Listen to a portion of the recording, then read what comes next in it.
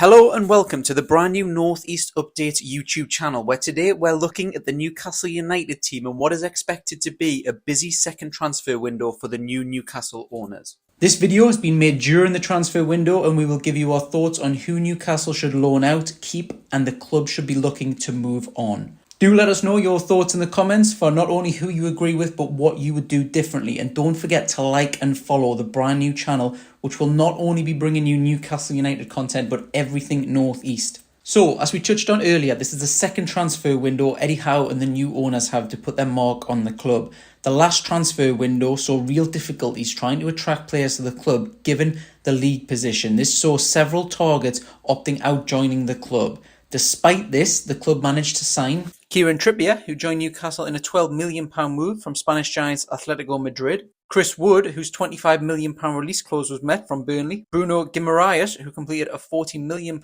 move from Lyon. And Matt Targett, who joined the club on loan from Premier League rivals Aston Villa. Since the January transfer window, Eddie Howe has transformed the team into what was a very defensive setup which lacked confidence into a pressing, attacking team, transformed with individual performances, benefiting hugely from the likes of Joelinton, who turned from at that point what looked like a £40 million flop into a solid central midfielder who looks like he's been playing there all his life. Not to mention others, which include the likes of Fabian Shaw, who was quoted recently as having found his confidence again, and Emil Kraft. In this second window, the club have to decide on how much they can spend to upgrade the first team squad, and that will ultimately decide how many players they can look at moving on.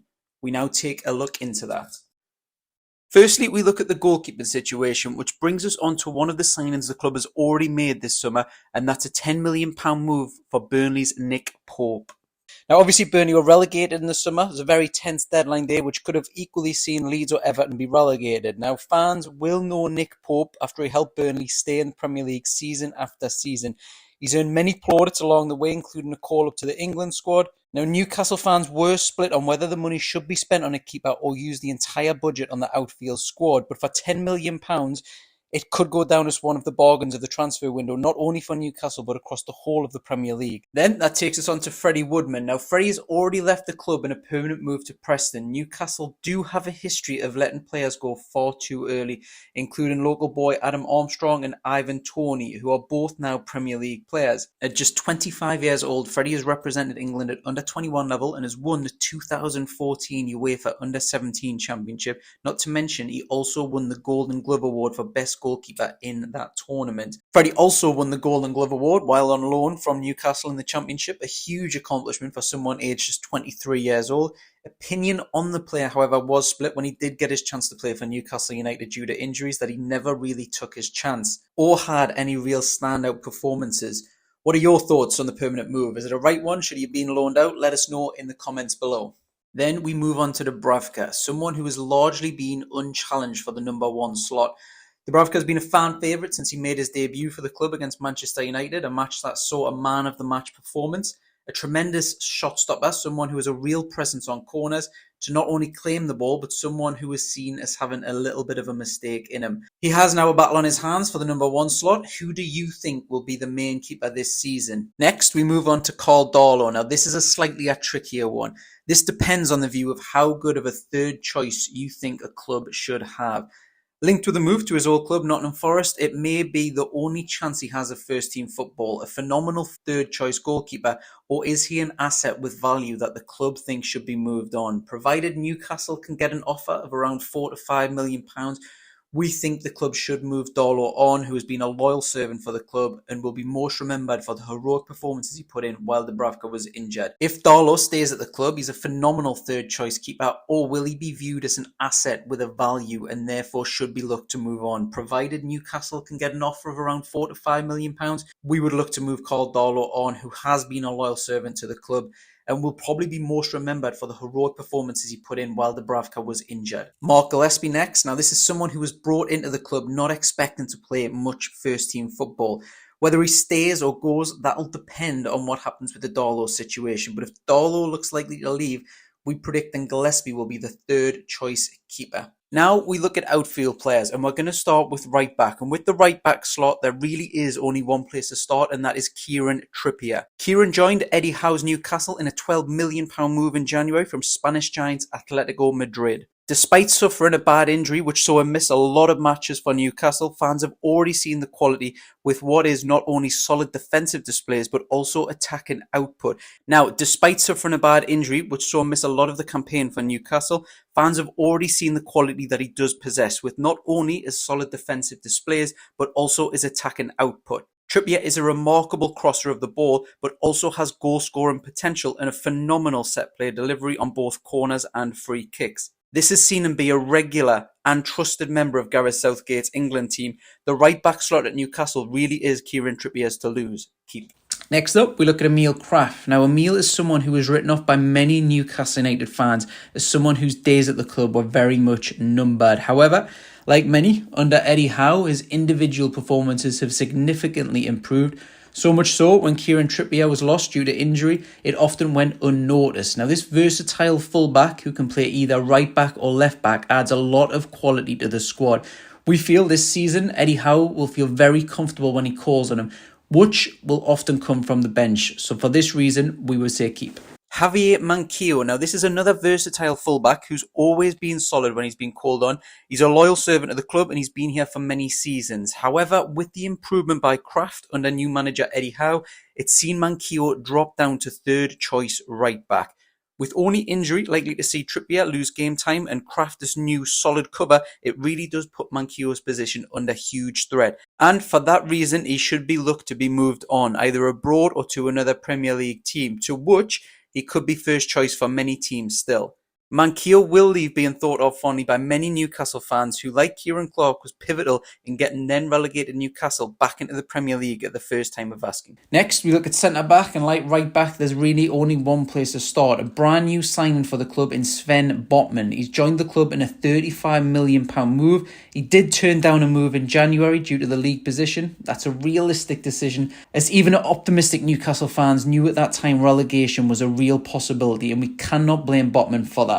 Botman is obviously going to go down as a keep. He's an undoubted talent that will bring some quality to Newcastle's back line. The question is, can he hit the ground running or will he need time to settle? Let us know your thoughts below. Next up is local lad from Blythe, Dan Burns. Now, he was another January transfer signing that at that point seen very little fanfare around him. However, with his dominating performances under Eddie Howe, he's now one of the first players on the team sheet and only recently got named by Neil Warnock in his current top 11 Premier League players, beating out big-name defenders to partner Liverpool's Virgil van Dijk. Would he get into your current starting 11 Premier League squad? Let us know in the comments below. Fabian Schär. Now, this is a player who we touched on earlier who did admit that his confidence was low while he was playing under former manager Steve Bruce. The Swiss international is yet another player who Eddie Howe has worked his magic on. He's rejuvenated the solid centre-back into the player we're all used to seeing who likes to bring the ball forward. His position this season, however, might be under massive jeopardy due to the signing of Sven Botman. However, he's an obvious keep. Next up is Jamal Lascelles. The current Newcastle captain has had his ups and downs during his time at Tyneside. Seemingly, however, many Newcastle United fans have given up on Lascelles, who at one point seemed not too far away from securing an England call-up. Nottingham Forest are rumoured to be interested in bringing him back. The amount of that would likely change our answer to this. Currently, however, no fee has been mentioned. The plus side of Lascelles is he is a good leader, he is part of the leadership group at Newcastle, and he is a model professional in training and on the pitch. If Newcastle play with 3 centre-backs, which is likely in certain games this season, we would expect those slots to be filled with Botman, Burns and Schär. There will be defensive cover needed, and therefore whilst we're placing Lascelles as leave, it would only be if the club can get at least an £8 million move, so the position can be improved upon. Now, we know Lascelles is divisive to many Newcastle fans, so let us know in the comments below if you agree with this or what you would do differently.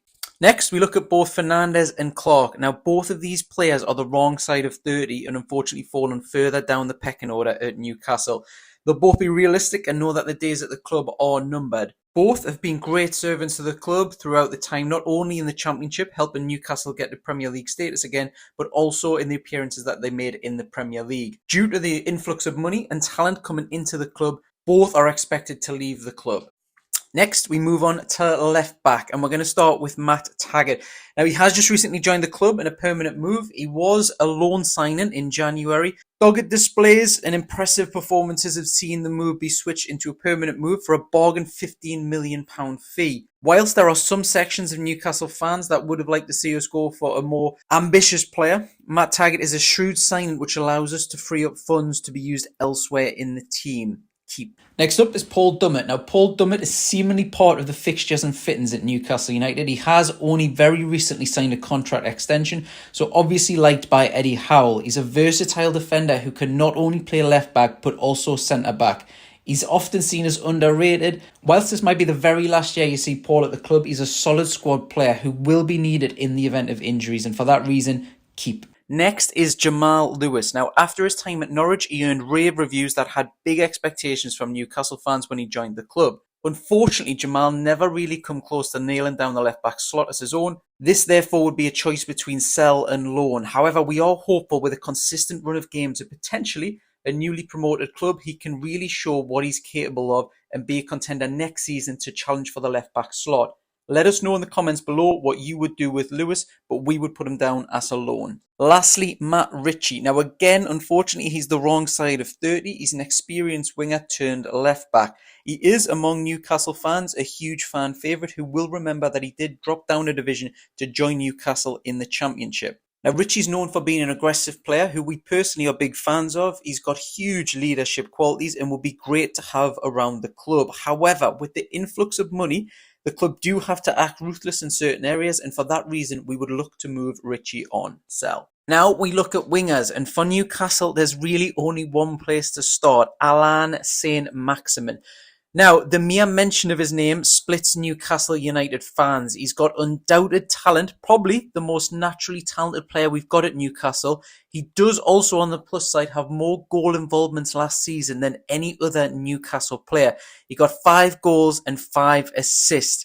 Now, that was despite picking up several injuries and being in a poor performance squad for the first half of the season. So, going into the new season, a lot more will be expected of him. Now, if Newcastle do continue to strengthen the squad, he will be playing with better players around him, and that should lead to more goals and more assists this upcoming season. Now, despite Saint-Maximin winning over a lot of Newcastle fans, there was still a section that were quite happy to see the recent interest from Tottenham.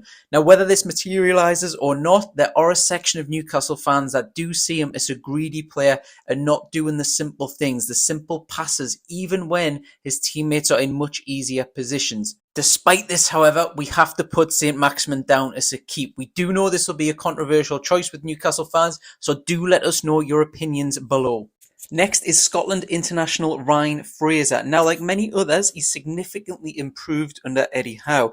Fraser does have the benefit of having worked with Howe in the past at his time at Bournemouth, who did get the best out of the player and was often referred to as an assist king by those who play fantasy football. Someone who didn't play his best football under previous manager Steve Bruce, Fraser now seems to be giving his all for the club. Currently, he is going into the season as a starting 11 player, but that still could change before the transfer window slams shut. This window, however, we're placing him as a keep. Do you agree? Let us know your thoughts below.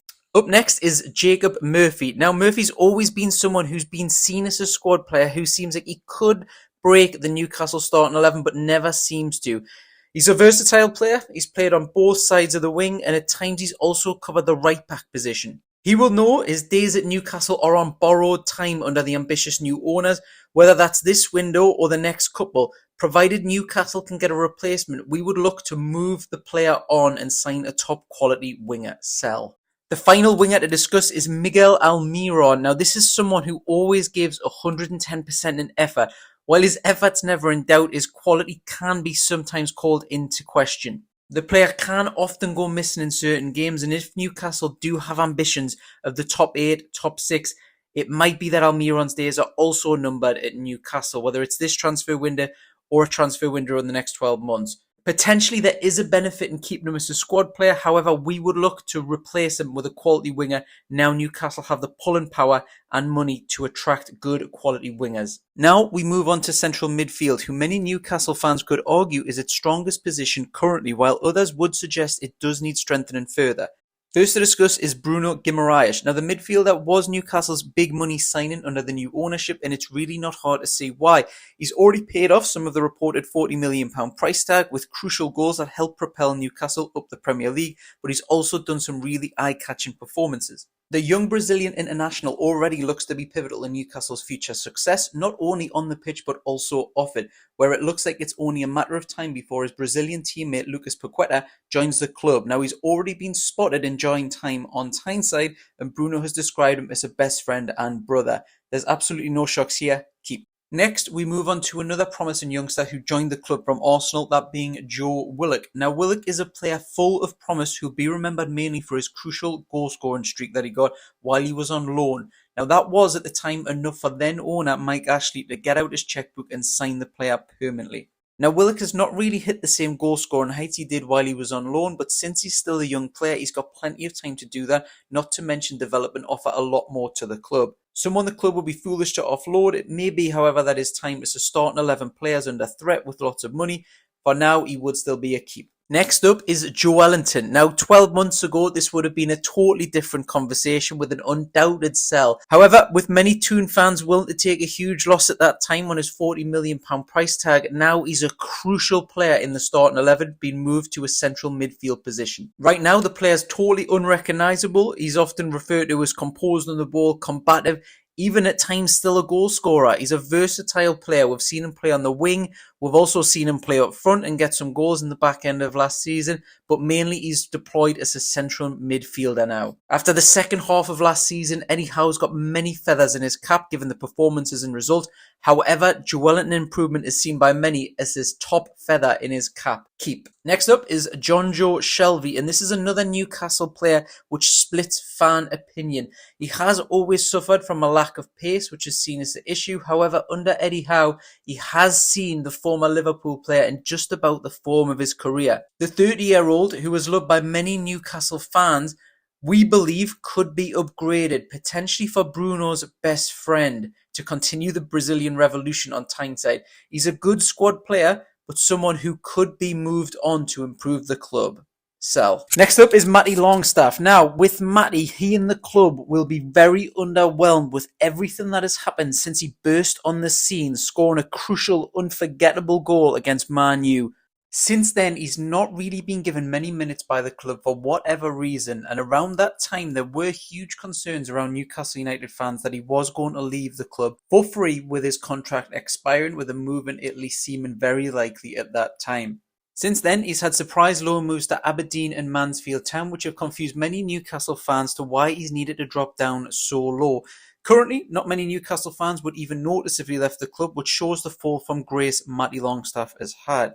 Whilst the two options here would be sold or loaned out, we would look to loan Matty out ideally to a championship club where he can be assessed playing weekly and hopefully improve to the point where he could be considered for the first team, which, because he's a local lad, is something every football fan wants to see. Next up, another local lad and brother to Matty is Sean Longstaff. Now, arguably, this is another person whose performances have decreased over recent years.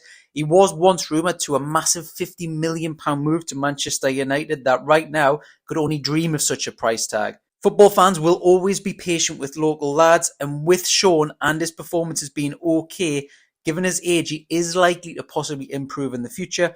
We would look at keeping him either as a squad player or loaning him out and getting to see him how he plays week after week. Next up is Jeff Hendrick. Now, although a full Irish international, he's not seen by many Newcastle fans as a high-quality player.